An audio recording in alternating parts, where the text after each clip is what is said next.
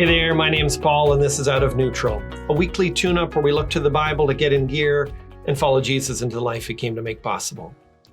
Today I want to talk about how to balance patience and zeal in Christian parenting. The more I read the Bible, the more I see the importance of laying hold of paradox. What I mean is that there are many truths that at first seem to be pointing in exactly opposite directions, but need to be both affirmed and held in balance. In the Bible, probably the most extreme paradox shows up in Proverbs 26, 4 and 5. It says, "Answer not a fool according to his folly, lest you be like him yourself. Answer a fool according to his folly, lest he be wise in his own eyes." Verse 4 makes it clear that answering some people only draws us into their foolish arguments and ultimately accomplishes nothing. But verse 5 balances this with the truth that there are times when a foolish person must be answered in order to correct or set them straight. Some people excel in answering fools. Others are prone to ignore them. But the path of wisdom is to seek discernment and God's leading to know how to respond in each situation. I was reminded of this need for balance and discernment when I read David Murray's excellent article on patient parenting. Murray claims to have started off as the second most impatient man in the world. If he really did try to teach his 4- and 5-year-old sons Hebrew as he writes, he may not be exaggerating. Writing from the perspective of an impatient Christian, he urges the balance of patience in the parenting process. So, for instance, he cautions patience in many areas of parenting, which I'll just summarize for you here. 1, wait for intellect to develop.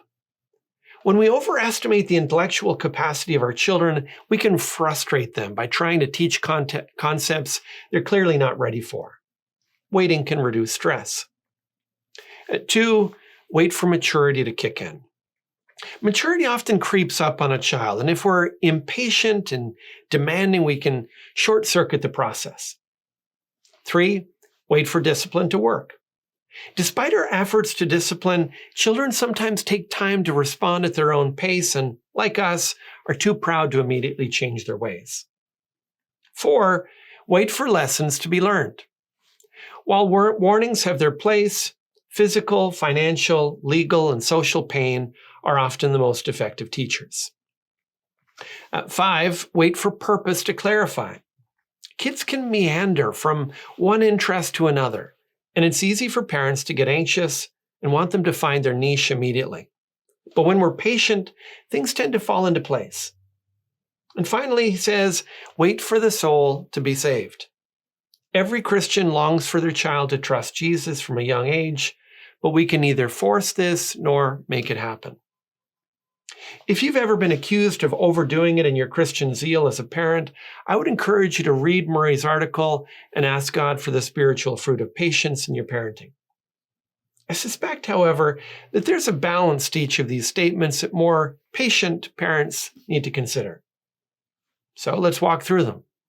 1, don't wait for intellect to develop. You don't need to teach Hebrew to your 4-year-old, but a child isn't helped when parents underestimate their child's potential to learn.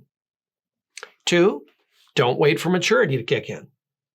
There are some areas of immaturity that parents can too easily excuse as something they'll grow out of, and in so doing, miss the opportunity to address areas of Christian growth at each stage of a child's development. 3, don't wait for discipline to work.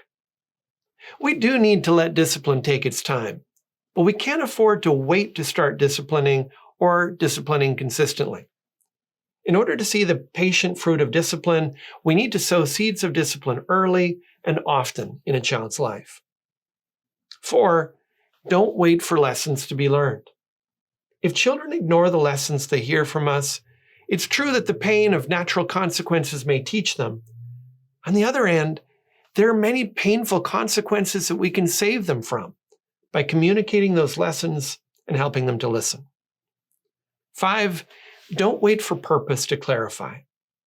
It's common for kids to move from one interest to another, but the sooner we can help our children discover who God made them to be, the better prepared they'll be to pursue that calling. And finally, don't wait for the soul to be saved. Don't focus on your child's education and sports and friendships and family time with the hopes that their faith will somehow take care of itself later when they're grown up. A child's salvation needs to be a parent's priority from day one. Now, wisdom doesn't just sit on the side of the fence that feels most natural. It maintains a biblical balance, especially where it confronts our blind spots. Probably the key line tying both of these lists together in proper balance comes at the end of Murray's article. He writes this: patient waiting doesn't excuse us from teaching, correcting, discipline, exhortation, etc. But it does save us from exasperation, exhaustion, and expiration. May God help us with the former and deliver us from the latter. That's all for this time. If today's video has helped you get out of neutral, leave a comment, share it with your friends, and subscribe to join us on the journey.